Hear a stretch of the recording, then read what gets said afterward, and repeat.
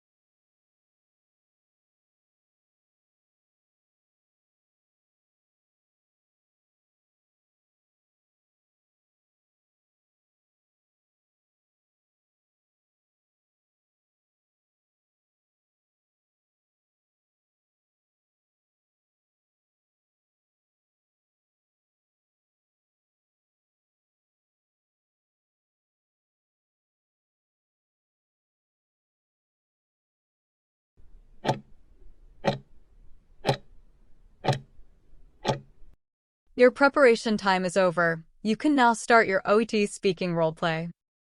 Well, Mihira, thank you for your cooperation on accessing your nails. Before we proceed, I'd like to ask you a few questions to get a better understanding of what's been happening. Could you tell me in detail about the problem with your nail? Oh, sure. Yes, it's been bothering me for a few days now. I think it started maybe 3 or 4 days ago. And this is the first time I am coming across this. Actually, it's quite painful.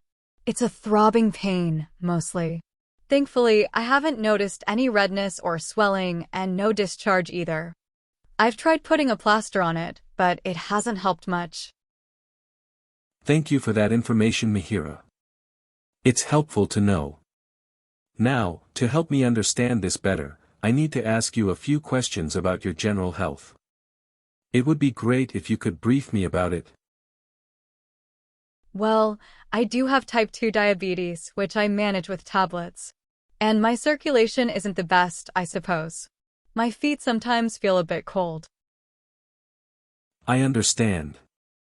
And are you currently taking any long-term medications, apart from the tablets for your diabetes?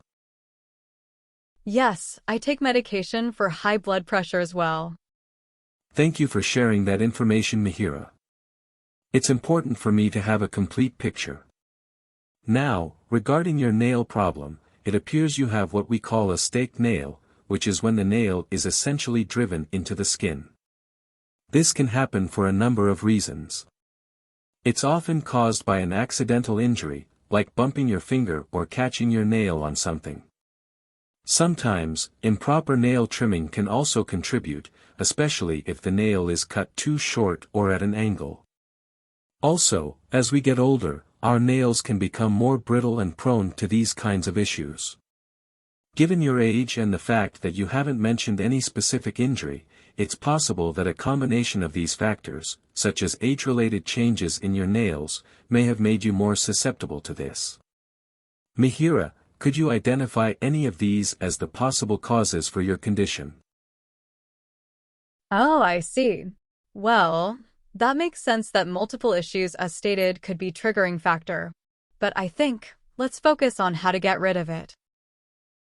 I understand this is uncomfortable for you, so let's talk about how we can help it heal and prevent any further problems. The most important thing right now is to keep the area clean. This will help prevent infection and allow the nail to heal properly. A simple and effective way to do this is by soaking your affected finger in warm, soapy water a couple of times a day. Think of it like a little bath for your finger. This will soften the skin around the nail and help to remove any dirt or debris that might be there.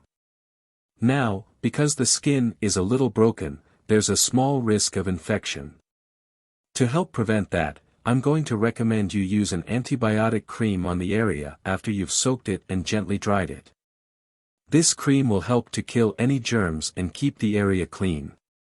After applying the cream, it's a good idea to cover the nail with a sterile bandage. This will protect it from further injury and keep the cream in place. It's also important to try and avoid putting any pressure on the nail. I know this might be difficult depending on what you do with your hands, but try to be mindful of it. Extra pressure could cause more pain and slow down the healing process. So, to recap, we're going to focus on keeping it clean with warm soapy water, protecting it with antibiotic cream and a bandage, and trying to avoid putting pressure on it. How does that sound? That sounds doable and effective. So, warm soapy water, antibiotic cream, and a bandage. Yes, I can do that. Exactly, that's perfect. In the long term, there are a few things you can do to prevent this from happening again. Getting enough rest is important for overall health and nail health. Proper nail care, like keeping your nails trimmed straight across and not too short, can also help. And if you're doing any activities where you might be at risk of injuring your fingers, wearing protective gloves or other gear is a good idea. Do you have any concerns or questions about any of this, Mihira? No, that all sounds quite straightforward. I'm just a little worried about it getting infected. I understand your concern, Mihira. It's important to monitor the area for any signs of infection. If you notice any redness, increased swelling, pus, or if the pain persists or worsens, it's very important that you see a doctor as soon as possible. These could be signs of an infection that needs further treatment. I'd also recommend scheduling a follow-up appointment with us here in a week or so, just so we can monitor the healing process and make sure everything is progressing as it should.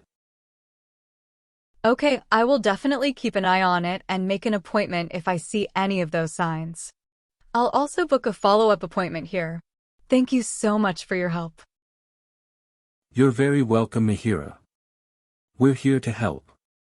Please don't hesitate to contact us if you have any further questions or concerns.